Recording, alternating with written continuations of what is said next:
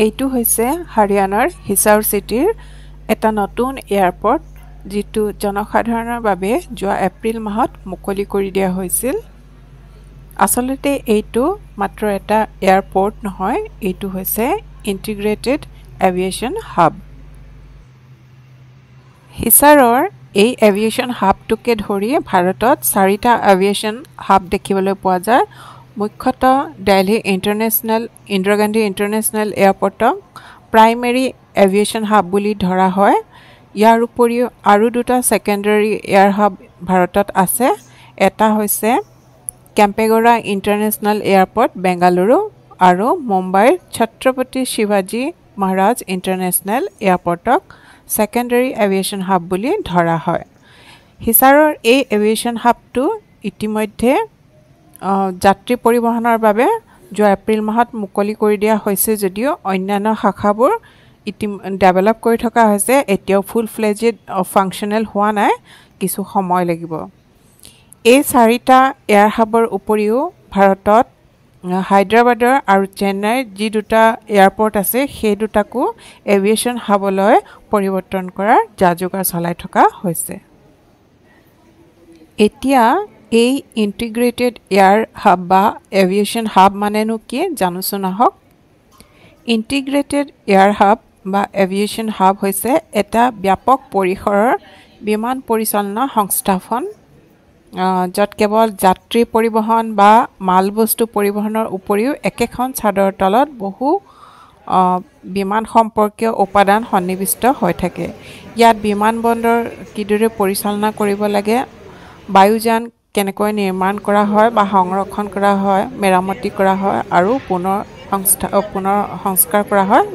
মানে ধৰক এখন বিমান বেয়া হৈ গ'লে তাক কিদৰে আকৌ ঠিক-ঠাক কৰা হয়, বিমান চালনৰ শিক্ষাদান আৰু এৰ'ট্ৰপলিছ বিমানবন্দৰৰ চাৰিওফালে গঢ়ি উঠা এখন চহৰ যাক এৰ'ট্ৰপলিছ বুলি কোৱা হয়। এনেকুৱা বহুতো বিমান সম্পৰ্কীয় কাৰ্যকলাপ একত্ৰিতভাৱে চলি থকাকে ইন্টিগ্ৰেটেড এভিয়েশ্যন হাব বুলি কোৱা হয়। এক কথাত ক'ব গ'লে এভিয়েশ্যন হাব মানে হৈছে এটা বিমানবন্দৰ আৰু তাৰ চাৰিওফালে থকা এখন চহৰ য'ত যাত্ৰী পৰিবহন, কাৰ্গো বা মাল সম্ভাৰৰ পৰিবহন আৰু বিমানবন্দৰৰ পৰিচালনা, বায়ুযান নিৰ্মাণ, সংৰক্ষণ, মেৰামতি আৰু পুনৰ সংস্থাপন আৰু বিমান চলনৰ শিক্ষাদান একেলগে কৰা হয়। এই গোটেইখিনি বস্তু যিখন ঠাইত একেলগে কৰা হয় সেই ঠাইখনকে এভিয়েশ্যন হাব বা এয়াৰ হাব বুলি ক'ব পৰা যায় বা কোৱাই হয়। আৰু আমি হিছাৰ চহৰত থকা 11 বছৰ হ'ল। ইমান বছৰ থকাৰ পাছত এই ঠাইখন নিজৰ মাতৃভূমিৰ তুলনাত কোনো গুণে কম নোহোৱা যেন লাগে। জীৱনৰ বহুত বছৰ অসমতেই জন্ম হয়, তাতেই পঢ়া শুনা কৰি কটালোঁ।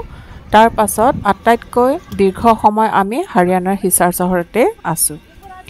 যোৱা এপ্ৰিল মাহত এই এয়াৰ হাবটো জনসাধাৰণৰ বাবে মুকলি কৰি দিয়াৰ পাছত এই প্ৰথম মই হিছাৰৰ পৰা দিল্লীলৈ বুলি বিমানত এৰোপ্লেনত যাত্ৰা কৰিছিলোঁ।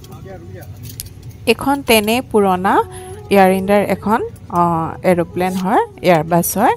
ইয়াতে আমি হিছাৰৰ পৰা মই অকলে হিছাৰৰ পৰা দিল্লীলৈ যাত্ৰা কৰিছিলোঁ।